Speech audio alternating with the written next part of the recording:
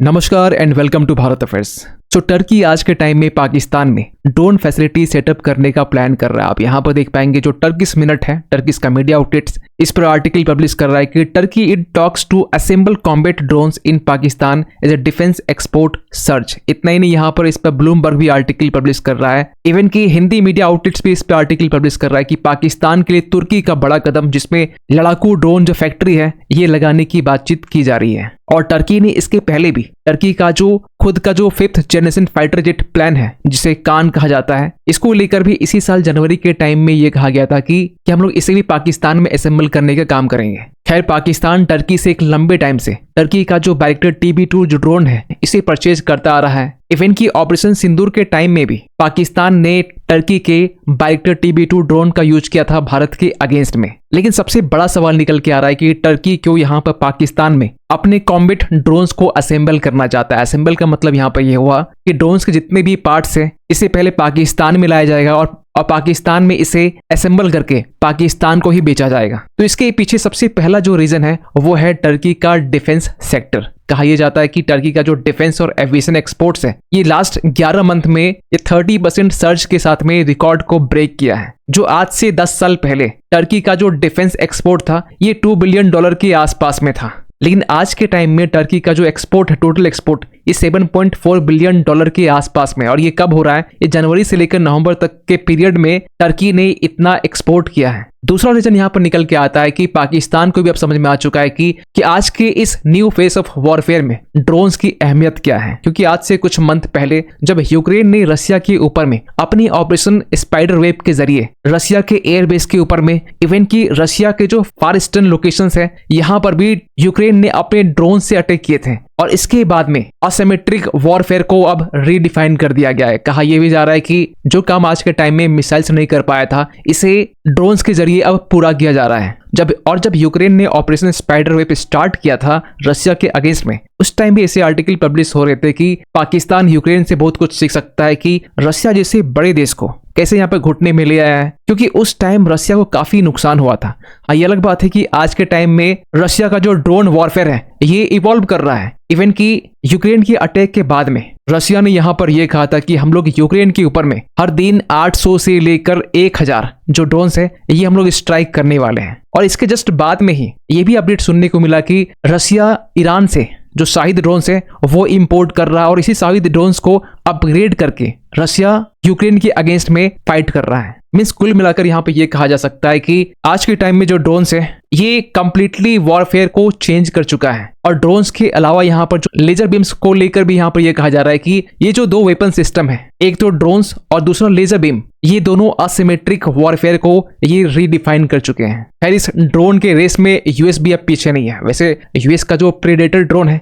जिसे पूरी दुनिया कहीं ना कहीं बेस्ट मानती है, लेकिन क्वांटिटी के मामले में आज के टाइम में रशिया जिस तरीके से ड्रोन्स का प्रोडक्शन कर रहा है, इससे यूएस का जो डिपार्टमेंट ऑफ वॉर है इन्होंने रिसेंटली इंडस्ट्री को ये ऑर्डर दिए है कि जितना जल्दी हो सके, क्विकली और चीपली, जितना सस्ता हो सके ड्रोन्स का निर्माण करो। आप यहाँ पर देख पाएंगे war department ask industry to make more than 300K drones, यानी कि 3 लाख ड्रोन्स यहाँ पर बनाने के लिए कहा गया है। और टर्की का जो बाइरेक्टर TB2 ड्रोन्स है इसको लेकर काफी चर्चा भी की जाती है, क्योंकि टर्की अपने इस ड्रोन्स को पूरे वर्ल्ड में 35 कंट्रीज को ये बेच चुका है। उनमें से एक जो देश है वो भारत का ही पड़ोसी देश है, मालदीव्स, जो पिछले साल मार्च के महीने में पहला विजिट टर्की करता है ये। और टर्की जाने के बाद में TB2 जो ड्रोन्स है इसको लेकर यहाँ पर डील करके आता है। इतना ही नहीं, यहाँ पर इस साल अगस्त के महीने में टर्की ने मालदीव्स को एक वॉरशिप भी गिफ्ट किया था। और आपको बता दें कि जो बाइरेक्टर TB2 जो ड्रोन्स है जो टर्की प्रोड्यूस करता है, इसे बनाने वाला एर्दोगन, यानी कि जो वहाँ के जो राष्ट्रपति है, इन्हीं के दामाद हैं। इतना ही नहीं, यहाँ पर टर्की बांग्लादेश के साथ मिलकर भी आर्म्स डील कर रहा है। क्योंकि रिसेंटली ये भी अपडेट निकल के आ रहे थे अक्टूबर के टाइम में कि टर्की ने बांग्लादेश को अपने जो साइपर एयर डिफेंस सिस्टम्स है ये बांग्लादेश को देने वाला है। और इसी बीच पे ये भी अपडेट निकल के आ रहे थे कि मोहम्मद यूनुस टर्की के डेलीगेशंस को बांग्लादेश बुलाते हैं और बुलाने के बाद में एक ग्रेटर बांग्लादेश का यहाँ पर इमेज जो है, एक फ्रेम, इसे गिफ्ट किया जाता है। लेकिन सबसे बड़ा सवाल फिर से निकल के आ रहा है कि टर्की पाकिस्तान के केस में कश्मीर का इशू हो या फिर बांग्लादेश हो या फिर मालदीव्स हो, इन सब के साथ में चाहे ड्रोन्स को लेकर डील हो या फिर डिफेंस सिस्टम्स को लेकर डील हो, तो एक्चुअली यहाँ पर टर्की चाहता क्या है, इसके पीछे सबसे बड़ा प्लान क्या है टर्की का। देखिए, जो टर्की के जो प्रेसिडेंट हैं मिस्टर एर्दोगन, यहाँ पर वो ये चाहते हैं कि जो छोटे छोटे जो मुस्लिम कंट्रीज हैं जैसे कि मालदीव्स, बांग्लादेश, पाकिस्तान तो पहले से ही टर्की के साथ में, तो ये ऐसे कंट्रीज हैं जो टर्की को सपोर्ट कर सकते हैं इस्लामिक वर्ल्ड में कैलिफ को रिवाइव करने के लिए। टर्की फिर से चाहता है कि ऑटोमन एम्पायर का जो एरा था फिर से टर्की रिवाइव करना चाहता है और इसके लिए टर्की को चाहिए इस्लामिक वर्ल्ड का सपोर्ट। और दूसरा रीजन यहाँ पर निकल के आता है टर्की का इंडियन ओशन में अपने स्ट्रेटेजिक प्रेजेंस को बढ़ाना, क्योंकि पाकिस्तान ने भी आज से 1 मंथ पहले ये कहा था कि चाइना और टर्की के साथ साथ जो यूएस है, ये चारों कंट्री यहाँ पर मिलकर इंडियन ओशन में इंडिया को यहाँ पर काउंटर करने वाले हैं।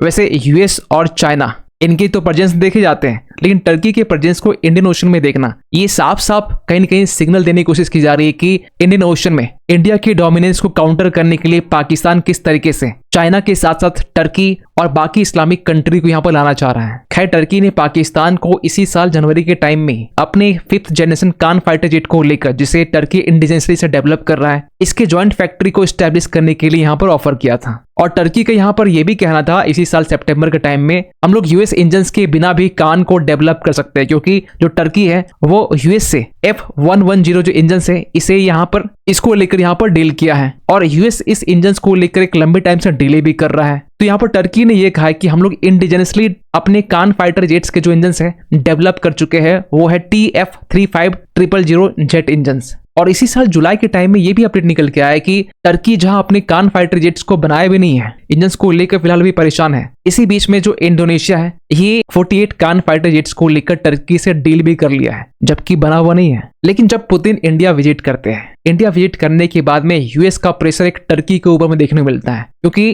जो टर्की है ये कान फाइटर जेट्स के साथ साथ यूएस के F-35 फाइटर जेट्स को लेकर भी यहाँ पर डील कर रहा है। जिस तरीके से भारत अपनी आमका को लेकर यहाँ पर इंडिजिनसली डेवलप कर रहा है, इसके जो इंजन है हम लोग फेज 1 के लिए यूएस का जो GE414 इंजन है इसके ऊपर डिपेंडेंट है और फेज 2 के लिए DRDO और साफरान दोनों मिलकर इसी को डेवलप करने वाले हैं। लेकिन इस बीच में हम लोग सुखोई 57 से डील कर रहे हैं और ये भी बातें निकल के आ रही थी कि हम लोग F-35 को लेने के बारे में भी सोच रहे हैं। तो उसी तरीके से जो टर्की है ये अब यूएस प्रेशर के सामने अब झुक चुका है, क्योंकि टर्की ने यहाँ पर साफ साफ ये कहा है कि हम लोग रशिया का जो S-400 है इसे अब हम लोग डंप करते हैं और F-35 को लेकर हम लोग अब यूएस से डील करने वाले हैं, क्योंकि टर्की जो है रशिया के साथ भी डिफेंस डील करता है। और जब टर्की ने S-400 को लेकर जब रशिया से डील करना स्टार्ट किया तो यूएस की तरफ से 2020 के टाइम में टर्की के ऊपर में काटसा जो एक्ट है इसे इम्पोज किया जाता है, means countering America's adversaries through sanction act. लेकिन जैसे यहाँ पर टर्की की स्टेटमेंट निकल के आती है कि हम लोग S-400 को डंप करने वाले हैं और F-35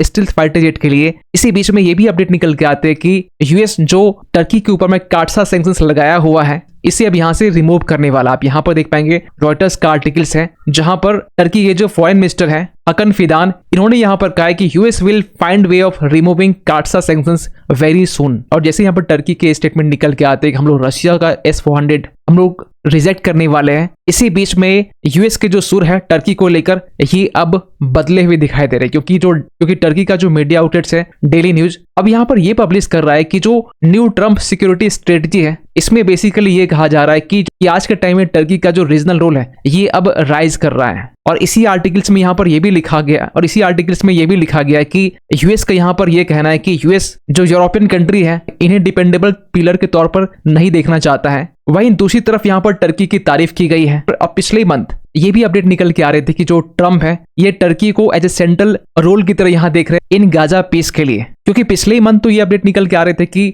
गाजा पीस को लेकर ट्रम्प ने 20 पॉइंट्स यहाँ पर प्लान दिए हैं, उनमें से जिस पीस प्लान को लेकर हमास भी एग्री था। खैर यहाँ पर F-35 को लेकर जो ट्रम्प के जो अलाइज हैं इन्होंने भी यहाँ पर कंफर्म कर दिया कि F-35 को लेकर अब टर्की से यूएस डील करने वाला है। और अगर भारत और टर्की के रिश्तों के बारे में बात करें, आपको बताना चाहते हैं कि टर्की हमेशा से पाकिस्तान के सपोर्ट में खड़ा रहा है, कश्मीर के इशू को लेकर पाकिस्तान का सपोर्ट हमेशा से करता रहा है और इस कारण भारत और टर्की के बीच जो रिश्ते हैं वो अच्छे नहीं माने जाते हैं। और ऑपरेशन सिंदूर के बाद भी जो टर्की के जो फर्म्स है, जो कंपनीज है जो इंडिया में ऑपरेट करते थे, इसका भी एक विरोध देखने को मिला। सरकार ने इसके ऊपर में भी यहाँ पर प्रतिबंध लगाया। इतना ही नहीं, जो टूरिज्म है, इतना ही नहीं, यहाँ पर टूरिज्म को लेकर भी यहाँ पर एक विरोध देखने को मिल रहा था। और रिसेंटली जो दिल्ली में ब्लास्ट हुए इसके लिंक टर्की से भी देखने को मिल रहे थे, क्योंकि अब तक तो पाकिस्तान में रेडिकलाइजेशन चल रहा था, लेकिन अब यही जो रेडिकलाइजेशन है अब इसके लिंक टर्की से बताए जा रहे हैं। खैर, जिस तरीके से पाकिस्तान और टर्की के बीच जो रिश्ते हैं, चाहे मिलिट्री टाइज हो या फिर पीपल टू पीपल टाइज हो, ये इंप्रूव हो रहे हैं, वहीं दूसरी तरफ एक डार्क साइड यहाँ पर ये है कि जो इलीगल पाकिस्तानी माइग्रेंट्स हैं ये टर्की का सहारा लेते हैं, खासकर यूरोप में एंटर करने के लिए। और इस पर आप देख पाएंगे मल्टीपल्स आर्टिकल पब्लिश हुए जहां पर वाया टर्की जो इलीगल पाकिस्तानी है वो यूरोपियन कंट्रीज एंटर करते हैं। और इसके पीछे रीजन बताया जाता है कि पाकिस्तान आज के टाइम में जो इकोनॉमिक क्राइसिस को फेस कर रहा है, जहां पर फूड इन्फ्लेशन काफी ज्यादा है, जॉब्स को लेकर मारामारी है, इन सब से बचने के लिए जो पाकिस्तानी है वो टर्की के जरिए वो यूरोपियन कंट्री जाते हैं। इवन की बहुत सारी जो पाकिस्तानी है ये अरब वर्ल्ड भी जाते हैं और वहां जाने के बाद में बेगर्स का काम करते हैं। खैर, आप क्या सोचते हैं पूरी इस अपडेट को लेकर कमेंट कीजिएगा। मिलते किसी अगली वीडियो में, तब तक के लिए थैंक यू सो मच।